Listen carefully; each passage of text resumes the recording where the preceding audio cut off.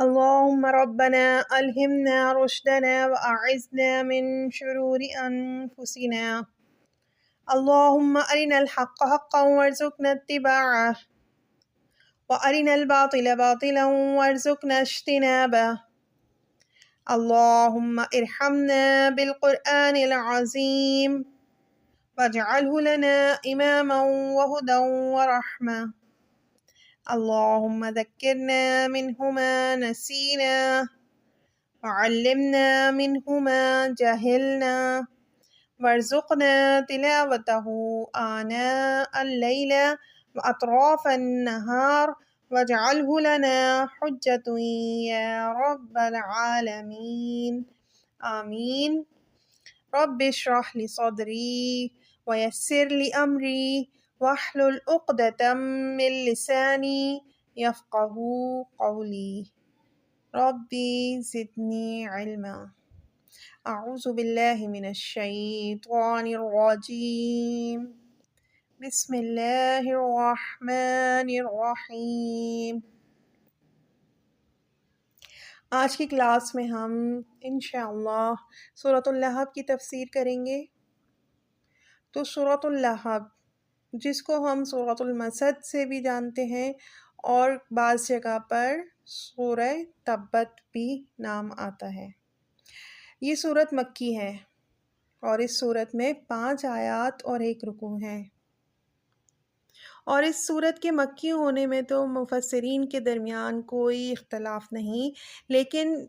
یہ متعین کرنا مشکل ہے کہ یہ مکی دور کے کس زمانے میں نازل ہوئی، یعنی ابتدائی وقت میں یا پھر درمیانی عرصے میں.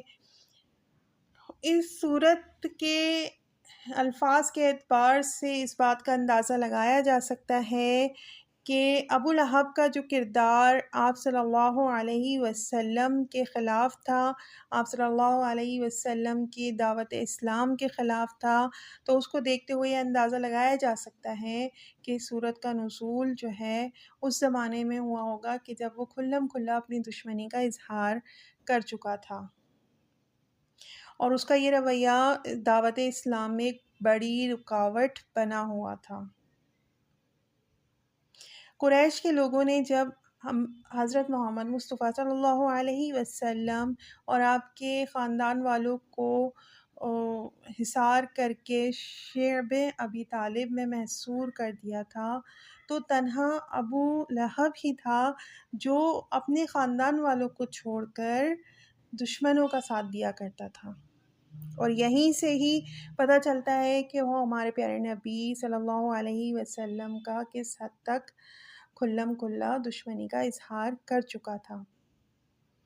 کیونکہ جب ہم عرب کی تاریخ اٹھا کر دیکھتے ہیں کہ ان میں مختلف عیوب اور جہالت ہونے کے باوجود ان کا یہ دستور تھا کہ وہ اپنے قبائل والوں سے اختلاف نہیں کرتے تھے. ہر صورت اپنے قبائل والوں کا ساتھ دیا کرتے تھے. ایک فرد جو اس کے خود کے قبیلے سے ہو، لاکھ اس کے ساتھ کوئی اختلاف ہو، لیکن مشکل وقت میں اس کا ساتھ ضرور دیتے تھے. اور پورے عرب کا ہی یہ رواج تھا. یہاں تک کہ ہم دیکھتے ہیں کہ ایک فرد کے اوپر اگر کسی دوسرے قبیلے کا کوئی حملہ یا نقصان پہنچتا تھا تو دونوں قبائل کے بیچ میں اختلاف آ جاتا تھا. یعنی جو قبائل والے تھے وہ اس فرد کی مکمل پشت پناہی کرتے تھے اور اس کا ساتھ دیتے تھے. اور یہ دشمنیاں جو قبائل میں ہو جاتی تھیں وہ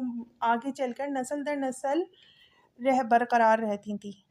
تو اس سے پتہ چلتا ہے کہ عرب قبائل میں ایک دوسرے کا خیال رکھنا ان کی روایت کا کس حد تک حصہ تھا اور ان کی عادت تھی، اور وہ اسی سے مشہور بھی تھے. اس کے برعکس جب ہم ابو لہب کو دیکھتے ہیں تو اس نے خود اپنے بھتیجے کو ہی اس مشکل وقت میں کہ جب اس کھانے کا پینے کا محتاجی ہو رہی ہے، فاقے ہو رہے ہیں، بچے بھوک سے بلک رہے ہیں، تو وہ دشمنی میں اس حد تک آگے نکل گیا کہ اس نے نہ اپنے بھتیجے کا خیال کیا اور نہ ہی اور دوسرے بچوں کا، اور دشمنوں سے جا کر مل گیا. ہم دیکھتے ہیں کہ قریش کے دوسرے خاندانوں نے اور ان کے سرداروں نے حضرت صلی اللہ علیہ وسلم کے مذہبی اعتبار سے شدید مخالفت کی، مگر بنی ہاشم اور بنی مطلب نے نہ صرف یہ کہ آپ کی مخالفت نہ کی بلکہ آپ کا ساتھ دیا، آپ کی حمایت کی۔ حالانکہ بہت سے لوگ، اکثر لوگ بلکہ آپ کی نبوت پر ایمان نہیں لائے تھے، یعنی نہ اسلام کے دائرے میں آئے نہ کلمہ پڑھا، لیکن قبائل کے اعتبار سے آپ کا ساتھ دیا اور آپ کی حمایت بھی کی، کیونکہ وہ لوگ اس بات کو جانتے اور مانتے تھے کہ اپنے خاندان کے کسی ایک فرد کو وہ اس حالت میں، اس تکلیف میں دیکھتے ہوئے یا اس حالت کا شکار کہ تمام لوگ اس کے مخالف ہوئے ہوئے ہیں، تو وہ دشمن کے حوالے نہیں کریں گے، بلکہ انہوں نے بالکل ہمارے پیارے نبی صلی اللہ علیہ وسلم کی پشت پناہی کی اور ان کا ساتھ بھی دیا، کیونکہ عرب روایت کے حساب سے یہ ایک فطری عمل تھا۔ اب اس اخلاقی اصول کو صرف ایک شخص نے اسلام کی دشمنی کی خاطر توڑ ڈالا، اور وہ تھا ابو لہب بن عبد المطلب۔ ابن عباس سے متعدد سندوں کے ساتھ یہ روایت محدثین نے نقل کی ہے کہ جب رسول اللہ صلی اللہ علیہ وسلم کو دعوت عام پیش کرنے کا حکم دیا گیا اور قرآن مجید میں یہ ہدایت نازل ہوئی کہ آپ اپنے قریب ترین عزیزوں کو سب سے پہلے خدا کے عذاب سے ڈرائیں، تو آپ نے صبح سویرے کوہ صفا پر چڑھ کر بلند آواز سے پکارا، یا صباحا، یا صباحا، یعنی ہائے صبح کی آفت۔ عرب میں یہ صدا وہ شخص لگاتا تھا جو صبح کے جھٹپٹے میں کسی دشمن کو اپنے قبیلے پر حملہ کرنے کے لیے آتا دیکھ لیتا تھا۔ حضور صلی اللہ علیہ وسلم کی آواز سن کر لوگوں نے دریافت کیا کہ یہ کون پکار رہا ہے؟ بتایا گیا کہ یہ محمد صلی اللہ علیہ وسلم کی آواز ہے۔ اس پر قریش کے تمام خاندانوں کے لوگ آپ کی طرف دوڑ پڑے۔ جو خود آ سکتا تھا وہ خود آیا، اور جو نہ آ سکتا تھا اس نے اپنی طرف سے کسی کو بھیج دیا۔ جب سب جمع ہو گئے تو آپ صلی اللہ علیہ وسلم نے قریش کے ایک ایک خاندان کا نام لے لے کر پکارا، اے بنی ہاشم، اے بنی عبد المطلب، اے بن فلاں، اے بن فلاں۔ اس طرح سے ہمارے پیارے نبی نے تمام کو مخاطب کیا اور فرمایا، اگر میں یہ تمہیں بتاؤں کہ پہاڑ کے پیچھے ایک لشکر تم پر حملہ کرنے کے لیے تیار ہے تو تم میری بات سچ مانو گے؟ لوگوں نے کہا، ہاں، ہم نے کبھی تم کو جھوٹ بولتے نہیں سنا۔ تو آپ صلی اللہ علیہ وسلم نے فرمایا کہ میں تمہیں خبردار کرتا ہوں کہ آگے سخت عذاب آ رہا ہے۔ اس پر قبل اس کے کہ کوئی اور بولتا، حضور صلی اللہ علیہ وسلم کے اپنے چچا ابو لہب نے کہا، تبا لک، ستیہ ناس جائے تیرا۔ اب غور کیجیے، تبا یا تبن، یہ دونوں ورڈ بد دعا کے لیے استعمال کیے جاتے ہیں کہ تباہ ہو جاؤ یا ستیہ ناس جائے۔ تو اس نے کیا کہا ابو لہب نے کہ ستیہ ناس جائے تیرا، کیا اس لیے تو نے ہمیں جمع کیا تھا؟ تو ایک روایت میں یہ بھی ہے کہ اس نے ایک پتھر اٹھایا تاکہ رسول اللہ صلی اللہ علیہ وسلم پر کھینچ کر مارے۔ اسی طرح ہمارے پیارے نبی صلی اللہ علیہ وسلم نے اپنے خاندان والوں کو، اپنے عزیز و اقارب کو کھانے پر بھی مدعو کیا اور اس کے بعد دعوت اسلام دی، اور اس میں ابو لہب ایک دن کھڑے ہو کر یہ کہنے لگا کہ اگر میں تیرے دین کو مان لوں، یعنی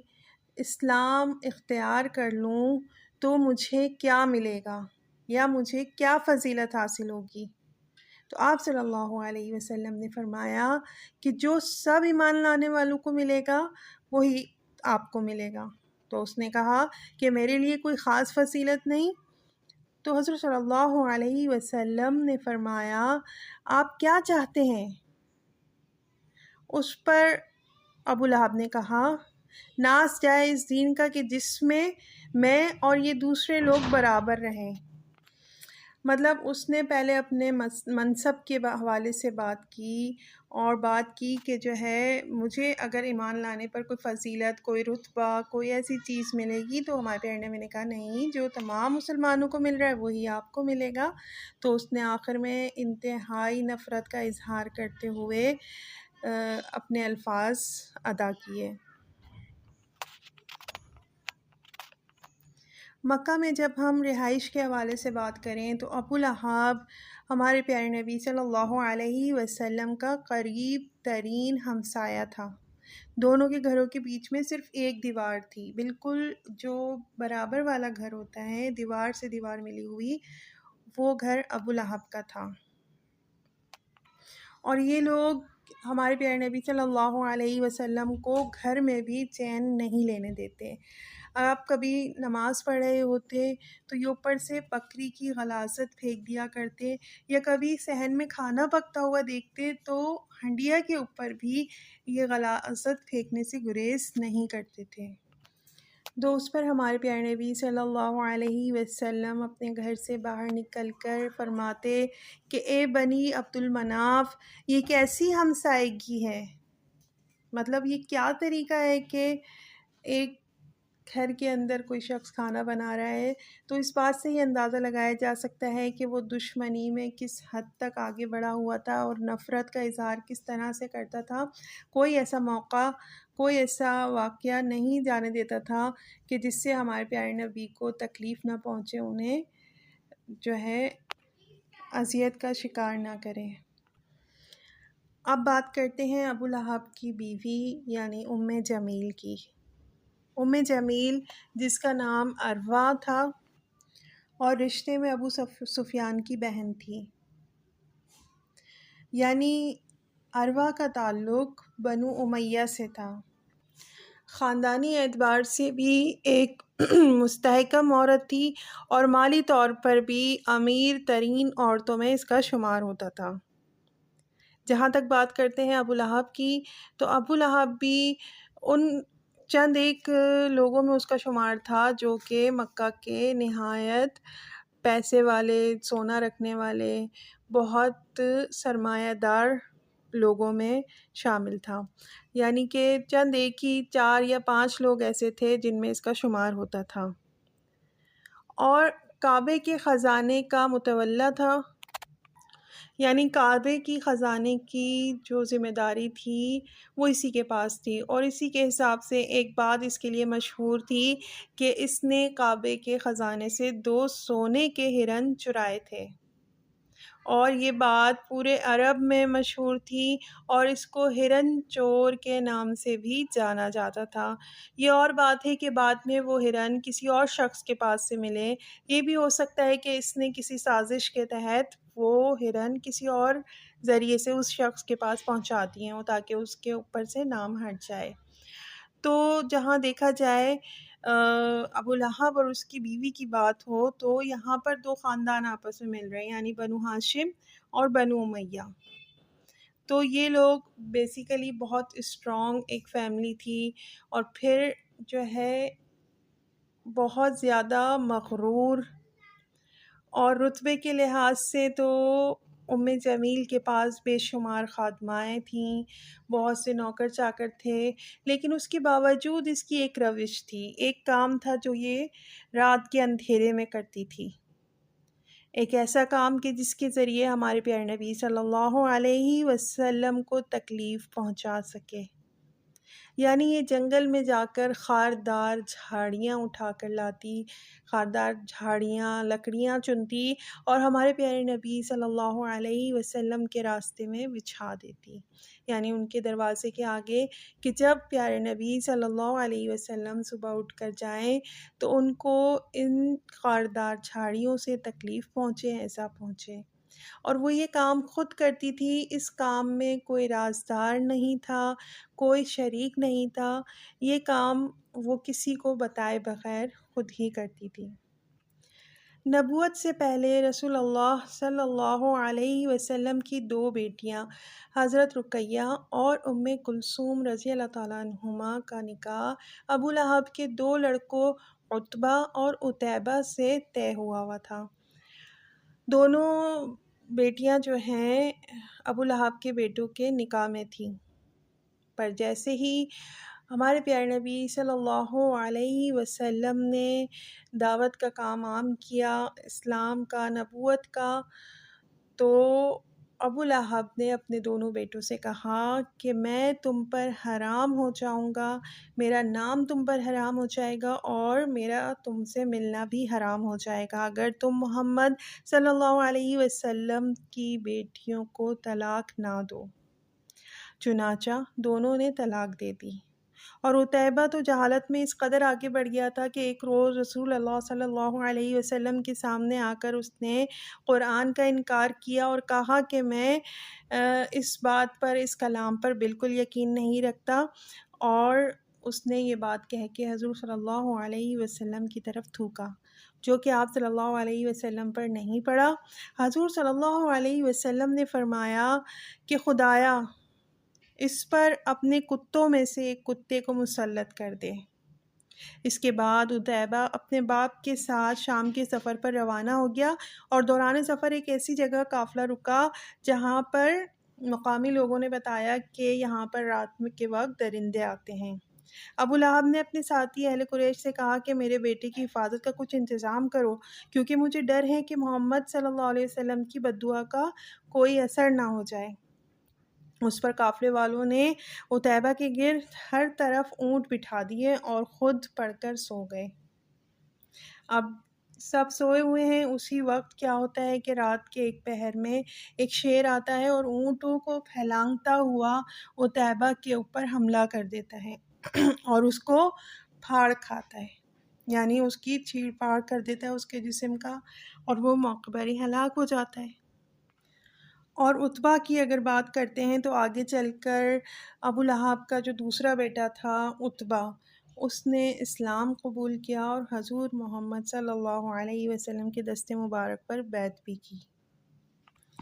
ابو لہب کی دشمنی کا یہ حال تھا کہ جب رسول اللہ صلی اللہ علیہ وسلم کے صاحبزادے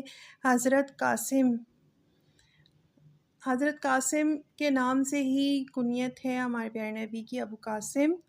جب ان کا انتقال ہوا تو ابو لہب اپنے بھتیجے کے غم میں شریک ہونے کے بجائے خوشی خوشی دوڑتا ہوا قریش کے سرداروں کے پاس پہنچا اور ان کو خبر دی کہ محمد صلی اللہ علیہ وسلم آج بے نام و نشان ہو گیا، یعنی اس کی اولاد جو ہے وہ اب اس دنیا میں نہیں رہی، نعوذ باللہ۔ اس کی تفسیر ہم انشاءاللہ سورۃ الکوثر میں دیکھیں گے۔ ہم دیکھتے ہیں کہ ابو لہب نے کوئی موقع ایسا نہیں جانے دیا کہ جہاں پر وہ ہمارے پیارے نبی کے راستے میں، دین حق کے راستے میں کوئی رکاوٹ نہ ڈالتا ہو۔ رسول اللہ صلی اللہ علیہ وسلم جہاں جہاں بھی اسلام کی دعوت دینے کے لیے تشریف لے جاتے یا آپ کے پیچھے پیچھے جاتا اور لوگوں کو آپ صلی اللہ علیہ وسلم کی بات سننے سے روکتا۔ جامع ترمذی میں ربیعہ بن عباد بیان کرتے ہیں کہ میں 9 عمر تھا جب اپنے والد کے ساتھ ذوالمجاز کے بازار میں گیا تو وہاں میں نے رسول اللہ صلی اللہ علیہ وسلم کو دیکھا کہ آپ کہہ رہے تھے، لوگوں، اللہ کے سوا کوئی معبود نہیں، فلاح پاؤ گے، اور آپ کے پیچھے پیچھے ایک شخص کہتا جا رہا تھا، یہ جھوٹا ہے، دین آبائی سے پھر گیا ہے۔ میں نے پوچھا کہ یہ شخص کون ہے؟ لوگوں نے کہا کہ یہ ان کا چچا ابو لہب ہے۔ تو ہم دیکھتے ہیں کہ بہت سارے موقع ایسے ہیں کہ جب ہمارے پیارے نبی دین اسلام کی تبلیغ کیا کرتے تو یہ پیچھے پیچھے ساتھ لگا رہتا، ابو لہب ان لوگوں کو گمراہ کرنے کی کوشش کرتا اور لوگوں کو اس طرح ڈراتا، کیا تم اس شخص کی پیروی کر کے اپنے دیوی دیوتاؤں کو ناراض کرنے والے ہو، یعنی لات، منات، عزیٰ کی جو ہے نافرمانی کرو گے؟ جو ان کی آواز تم سنتے ہو کیا اس سے محروم ہونا چاہتے ہو؟ اچھا، جب لات، منات اور عزیٰ کے لیے بات کی جاتی ہے، ہم تاریخ میں پڑھتے ہیں کہ بعض اوقات جو ہے ان بتوں سے آواز بھی آتی تھی، اور وہ آواز کن کی ہوتی؟ وہ ان شیاطین کی ہوتی تھی جو دین اسلام کے خلاف مشرکین مکہ کا ساتھ دیتے تھے اور شیطان کے پیروکار تھے۔ اب ہم دیکھتے ہیں کہ اس صورت میں ابو لہب کا نام لے کر خاص طور سے کیوں بیان کیا۔ نام لے کر بیان کرنا اس لیے بھی ضروری تھا کہ اس سے اس بات کی مذمت ہوتی ہے کہ جو وہ عمل کرتا تھا، یعنی ہمارے پیارے نبی کے ساتھ ساتھ چلتا اور ان کی تبلیغ میں رکاوٹیں ڈالتا تھا۔ یعنی جب حج کے لیے مکہ میں باہر سے لوگ آ کر جمع ہوتے تھے یا مختلف مقامات پر اپنے خیمے لگاتے تھے اور بازار بھی لگائے جاتے تھے، تو جب ان کے سامنے ہمارے پیارے نبی دعوت حق دیتے تھے تو ان کا اپنا چچا جو ہے ان کی مخالفت کرتا تھا، اور جب دور دور سے آنے والے لوگ یہ عمل دیکھتے تھے کہ ایک چچا ہی اپنے بھتیجے کی مخالفت کر رہا ہے، تو یہ جو عرب کی معروف روایات تھیں یہ اس کے بالکل خلاف بات تھی، اور یہ عمل جو ہے بالکل ناپسندیدہ عمل تھا عرب کے نزدیک، کہ ایک ہی قبیلہ، ایک ہی خاندان، ایک ہی دادا کی اولاد، اور یہ اس طرح سے اختلاف کر رہا ہے۔ مگر جب یہ صورت نازل ہوئی اور ابو لہب نے غصے میں پھپر کر اور زیادہ اول فول بکنا شروع کر دیا، تو لوگوں کو معلوم ہو گیا کہ رسول اللہ صلی اللہ علیہ وسلم کی مخالفت میں اس شخص کا قول قابل اعتبار نہیں ہے، کیونکہ یہ اپنے بھتیجے کی دشمنی میں دیوانہ ہو رہا ہے۔ اور جب دیکھا گیا کہ سورۃ اللہب میں ابو لہب کا نام لے کر اور اس کی بیوی کا نام لے کر اللہ تعالیٰ نے ایک پوری صورت بھیجی ہے، تو لوگوں کے سامنے یہ حقیقت بھی آشکار ہو گئی کہ دین اسلام میں رشتوں کے حساب سے کوئی بھی سفارش کا حقدار نہیں ہے۔ یہاں پر جو توحید کو مانتا ہے، جو اللہ کو مانتا ہے اور شرک سے بچتا ہے، وہی رتبے میں اعلیٰ ہے۔ ہم دیکھتے ہیں کہ پہلی آیت میں اللہ تعالیٰ نے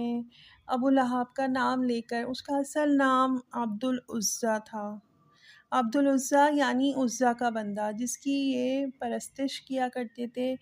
عزیٰ نامی ایک دیوی جس کی عرب میں پرستش کی جاتی تھی، تو ایک مشرکانہ نام ہے، اس لیے اس کی کنیت کے حساب سے اس کو مخاطب کیا گیا،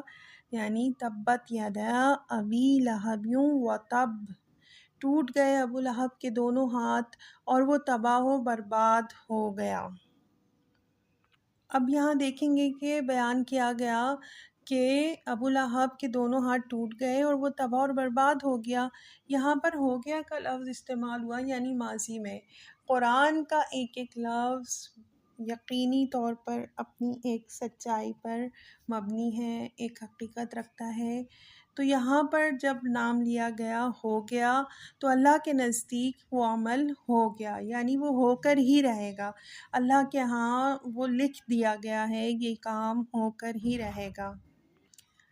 اس کے برعکس ابو لہب کا یہ دستور ہو گیا اس صورت کے بعد کہ وہ مجموعے میں جا کر اپنے دونوں ہاتھوں کو آگے لاتا اور پھر مخاطب کرتا یا خود سے ہی بات کرنے لگ جاتا کہ میرے ہاتھ تو برقرار ہیں، میں کہاں سے میرے ہاتھ ٹوٹے یا میں کہاں سے تباہ و برباد ہو گیا، محمد کی بات جھوٹ نکلی، اس طرح کے کچھ جملے وہ ادا کیا کرتا اور اس کا یہ معمول بن گیا تھا۔ لیکن کچھ ہی عرصے بعد ایسا ہوا کہ اس کے جسم پر پھوڑے نکل آئے، اس پھوڑوں میں اتنی تکلیف اور اتنی کوئی بدبو تھی کہ اس کے پہلے تو نوکر چاکر اس سے دور ہوئے، پھر آل اولاد اس سے دور ہو گئی، یہاں تک کہ وہ اکیلا رہ گیا، اور گھر والے یعنی اس کی اولاد اس کے کھانے پینے کا بھی خیال رکھنا ضروری نہیں سمجھتے تھے، یعنی اس کے وجود سے اٹھنے والی جو بدبو تھی وہ ناقابل برداشت تھی، اور اس کو تنہا مرنے کے لیے چھوڑ دیا، اور اسی حالت میں انتہائی تکلیف اٹھا کر وہ فوت ہوا۔ اور پھر المیہ یہ ہوا کہ جو اس کی اولاد یعنی اس کی اولاد تھی وہ بھی اس کے کام نہ آئی، اس کے مرنے کے وقت اس کے کام نہیں آئی، اس کے پاس نہیں تھی، یہاں تک کہ اس کو اٹھا کر طریقے کے ساتھ دفن کرنے کا بھی کسی نے اہتمام نہیں کیا۔ ان کو یہی ڈر تھا کہ کہیں یہ چھوت کی بیماری ہمیں نہ لگ جائے، اور اس کی لاش جو ہے اسی جگہ پر پڑی رہی۔ جب ارد گرد کے لوگ آنے والی بدبو سے پریشان ہو گئے تو اس کے اولاد کو بولا کہ کچھ بندوبست کرو، اور یہاں ہمارا رہنا، اس تعفن زدہ ماحول میں رہنا ہمارے لیے ممکن نہیں ہے۔ تو پھر کہیں سے وہ حبشی غلام ڈھونڈ کر لائے اور ان کو اجرت دے کر راضی کیا کہ اس کو ایک گڑھا کھود کر، یعنی ابو لہب کی لاش کو گڑھا کھود کر اس میں ڈال دیا جائے۔ تو ان غلاموں نے، حبشی غلاموں نے لکڑی کی مدد سے دھکیل دھکیل کر اس کی لاش کو اس گھڑے تک لے کر گئے اور وہاں دفن کیا۔ تو یہ صورت جو ہے، اس کی جو دو آیتیں ہیں یہاں پر ثابت ہوئیں کہ ٹوٹ گئے ابو لہب کے دونوں ہاتھ دیکھیں بازو، اور بازو کیا ہے کہ ہم اپنے بیٹوں کو کہتے ہیں نا ہمارا بازو بنیں گے، تو یہاں پر یہ بھی ثابت ہوتا ہے کہ اولاد جو ہیں وہ اس سے ہٹ گئے، اس سے دور ہو گئے، اور وہ خود کیا ہوا، وہ تباہ و برباد ہو گیا۔ بے شک بہت سا خزانہ جمع کیا، بہت سا مال جمع کیا، تو نہ اس کے کام آیا اس کا مال اور وہ کمائی جو اس نے کی۔ اب کمائی کیا ہے؟ کمائی ایک انسان کا سرمایہ، اصل سرمایہ تو ایک باپ کا ہوتی ہے، اس کی اولاد، تو نہ اس کی اولاد اس کے کام آئی، نہ اس کے اعمال اس کے کام آئے، اور اس کا انجام کس حال پر ہوا کہ اس کو نہ کھانے کا پوچھا گیا، نہ 2 قطرے پانی کا پوچھا گیا، اور وہ تڑپ تڑپ کے مر گیا، یہاں تک کہ اس کی لاش کو دفنانے کے لیے بھی غلاموں کا انتظام کیا جو اسے لکڑی کی مدد سے دھکیل دھکیل کر لے گئے۔ پھر ہم نے دیکھا اگلی آیت میں بتایا جا رہا ہے کہ عنقریب وہ جھونکا جائے گا بھڑکتی ہوئی آگ میں۔ اب اس آیت میں لفظ لہب کا استعمال کیا جا رہا ہے، یعنی سَيَصْلَىٰ نَارًا ذَاتَ لَہَب، عنقریب داخل ہوگا شعلے مارتی ہوئی آگ میں۔ یہاں جو لہب ہے وہ ابو لہب یعنی اس کی کنیت، ابو لہب کو مخاطب نہیں کیا گیا۔ لہب کے معنی ہوتے ہیں شعلہ مارتی ہوئی آگ۔ تو جہاں اللہ نے اسے بے شمار مال و دولت سے نوازا تھا، اس کو ایک بہت خوبصورت شکل اور جسم بھی عطا کیا تھا۔ وہ اس کی رنگت بہت چمکتی ہوئی گورا رنگ اور چمکتا دھمکتا اس کا چہرہ تھا، اسی کی نسبت سے اس کی کنیت ابو لہب پڑی۔ تو یہاں پر بتایا جا رہا ہے کہ بہت قریب وقت ہے وہ کہ جب وہ بھڑکتی ہوئی آگ میں ہی داخل ہو جائے گا، اور اس کے ساتھ اس کی بیوی ہوگی جو ایندھن اٹھانے والی ہوگی۔ اب ایندھن اٹھانے کے حوالے سے، یعنی لکڑیاں اٹھانے کے حوالے سے، ایندھن کے لیے سب سے پہلے ہمارے ذہن میں لکڑی کا جو ہے نام آتا ہے۔ عرب میں ایک محاورہ عام ہے کہ جو عورت چغلیاں کھاتی پیتی ہے، مطلب ادھر کی بات ادھر، ادھر کی بات ادھر کرنا ہے، تو ایک محاورتاً بولا جاتا ہے کہ یہ تو ایندھن اکٹھا کر رہی ہے۔ ایک نصیحت کے لحاظ سے، ایک محاورے کے لحاظ سے، جو کہ ادھر کی بات ادھر کرنا، چغل خوری کرنا، کیا کر رہی ہے؟ کیونکہ اس کا ایک خاص عذاب نازل ہونے والا ہے چغل خوروں کے لیے۔ تو اصل میں جو چغل خوری ہے وہ تو ہم اپنے لیے ایندھن ہی جمع کر رہے ہوتے ہیں۔ تو یہاں پر دکھایا کہ یہ جو جمیل تھی، اس کی عادت تھی کہ ادھر کی بات ادھر کرنا، اور پھر دوسری ہم اس بات سے بھی مطلب نکال سکتے ہیں کہ جو عمل وہ رات کی تاریکی میں کرتی تھی، یعنی سب سے چھپ چھپا کر، خود اتنی معزز ہونے کے بعد، اتنی مغرور ہونے کے بعد، اتنی اس کو خاتون اول کا مقام حاصل ہونے کے بعد جو ہے وہ خود جا کے لکڑیاں ڈھونڈ کے لاتی کہ ہمارے پیارے نبی صلی اللہ علیہ وسلم کو اذیت پہنچا سکے، ان کے راستے میں بچھا سکے۔ تو یہاں پر یہ بھی مطلب نکالا جا سکتا ہے کہ وہ لکڑیاں جو وہاں ڈالا کرتی تھی، اصل میں تو وہ ایندھن جمع کر رہی تھی، کہ جو ابو لہب کی بھڑکتی ہوئی آگ کا ایندھن بنے گا، اور ڈالنے والی کون ہوگی؟ اس کی بیوی،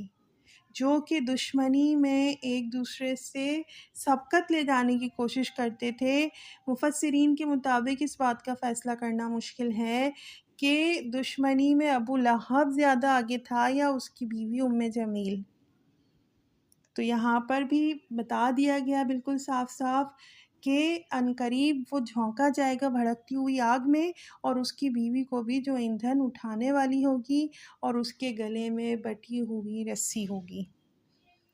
اب رسی کے لیے ہم دیکھتے ہیں کہ جید کا لفظ جب استعمال ہوتا ہے تو یہ ایسی گردن کے لیے استعمال کیا جاتا ہے جو انتہائی زیورات سے مزین ہو، جو ایک امیر ترین عورت، کوئی بہت شان و شوقت والی عورت زیورات پہن کے رکھتی ہو تو جید کا لفظ اس گردن کے لیے استعمال کیا جاتا ہے۔ اسی کے ساتھ ہم دیکھتے ہیں مسد۔ مسد ایسی رسی کو کہا جاتا ہے جو بٹی ہوئی مضبوط ترین رسی ہو۔ وہ کھجور کی چھال سے بھی بنائی جاتی ہے، وہ اونٹ کی کھال یا بال کو بٹ کر بھی بنائی جاتی ہے، اور لوہے کے تاروں کو بھی بٹ کے بنائی جاتی ہے۔ تو یہاں بتایا جا رہا ہے کہ آج تم جو گلے میں ہار پہن کے اتراتی پھرتی ہو تو اس کے بدلے کیا ہوگا؟ گلے میں بٹی ہوئی رسی ہوگی۔ اب اس کے پیچھے بھی دیکھیے کہ یہ جو ہار تھا اس کی پہچان بنا ہوا تھا، وجہ شہرت بنا ہوا تھا۔ اس ہار کی قیمت کا اندازہ لگانا مشکل تھا، بہت قیمتی ہار تھا، لیکن وہ اپنے ہار کو پکڑ پکڑ کے لوگوں کے بیچ میں کہتی تھی کہ لات اور عزا اور منات کی قسم کہ اس ہار کو بیچ کر جو قیمت ملے گی اس کا ایک ایک روپیہ میں محمد کی دشمنی میں لگاؤں گی، اس کو جان سے مارنے کے لیے اگر کوئی کام کرنا ہوگا اس میں لگاؤں گی۔ مطلب اس ہار کی ویلیو بھی تھی، اور اس کو دشمنی بتاتی تھی کہ میری دشمنی اتنی زیادہ ہے کہ اس ہار کو بھی بیچنا پڑا تو میں اس کو بھی بیچ دوں گی، اور اس ہار کو لے کے بہت اتراتی تھی۔ اور دوسری جو لاجک ہمیں سمجھ آتی ہے کہ گلے میں بٹی ہوئی رسی کا جو کانسیپٹ ہے عرب میں، وہ یہ تھا کہ جو خادمائیں، جو کنیزیں لکڑیاں چننے کا کام کرتی تھیں، یعنی جنگل میں جا کے کھانا وغیرہ بنانے یا آگ جلانے کے لیے جو لکڑیاں چننے کا کام کرتی تھیں، ان کے گلوں میں رسی ہوا کرتی تھی، تاکہ جیسے ہی وہ لکڑیاں جمع کریں تو وہ گٹھر بنائیں اور اس گٹھر کو اس رسی سے باندھ لیں، اور جب وہ اپنی منزل پر پہنچتی تھیں تو وہ گٹھر کھول کر اس رسی کو اپنے گلے میں واپس ڈال لیا کرتی تھیں۔ تو یہاں پر اگر دیکھتے ہیں ہم تو جو عمل وہ رات کی تاریکی میں کرتی تھی، یہاں صورت میں اس کو کھول کر بیان کیا گیا، جس کے ذریعے آج ہم اتنی صدیاں گزرنے کے بعد بھی اس واقعے کو سن رہے ہیں، سمجھ رہے ہیں۔ بے شک قرآن کا ایک ایک لفظ جو ہے حکمت سے بھرا ہوا ہے، بے شک ہم ہی ہیں جو کوتاہی کرتے ہیں۔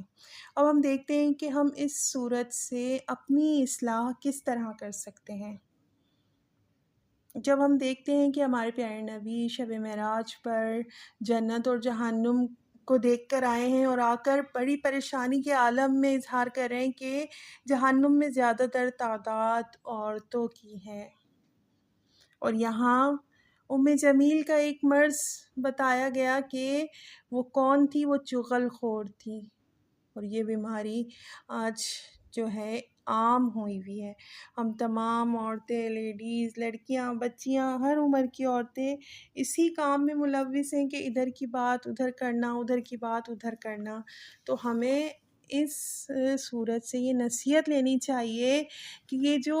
ہماری چغل خوریاں ہیں، یہ جو ہمارے چند لمحوں کے مزے ہیں، یہ ہمارے لیے ہماری جہنم کا ایندھن بھی بن سکتے ہیں۔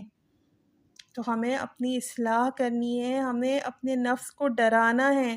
کہ کوئی ایسا عمل نہیں کرنا کہ یہیں سے ہی اپنی آگ جو ہے جمع کر کے ہم لے کے جائیں اور اللہ کے جو عذاب ہیں اس کے حقدار بنیں۔ قرآن کھول کھول کر ہمیں نصیحت کرتا ہے، سمجھنے کے لیے ایک صورت بھی ہماری اصلاح کر سکتی ہے۔ ہمارے نفس کو سمجھ آنا ضروری ہے۔ یہ وہ لمحہ ہے کہ اللہ ہمیں آگاہی دے رہا ہے، اللہ نے ہمیں یہاں لا کے جوڑا ہے کہ ہم غور و فکر کریں اور اپنی اصلاح کرتے جائیں۔ جیسے جیسے ہم قرآن پڑھتے جائیں ہم اپنی اصلاح کرتے جائیں۔ جزاکم اللہ خیرا کثیرا واحسن الدنیا والآخرہ۔ بارک اللہ لی ولکم فی القرآن العظیم ونفعنی وإیاکم بالآیات والذکر الحکیم۔